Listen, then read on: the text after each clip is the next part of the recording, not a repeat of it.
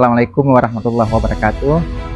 Kami atas nama pemerintah Kabupaten Aceh Jaya malam ini bertepatan 8 Desember 2025 kita bersama teman-teman TNI dan juga Pak Sekda, Pak Asisten 1. Malam ini kita masih di posko untuk terus menerima dan juga memantau perkembangan donasi masyarakat kita Kabupaten Aceh Jaya.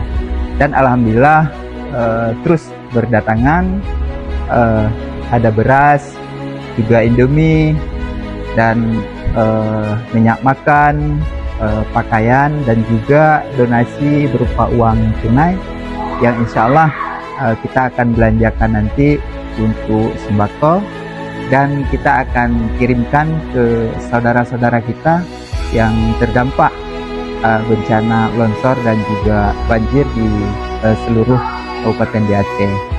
Dan juga kita malam ini terus menunggu uluran tangan masyarakat kita, khususnya Kabupaten Aceh Jaya, di mana duka saudara-saudara kita di sana juga jeritan bagi kita bersama. Insya Allah kita bersama tetap siap dan juga solid untuk terus membantu donasi kepada saudara-saudara kita. Demikian yang dapat kami sampaikan. Assalamualaikum warahmatullahi wabarakatuh.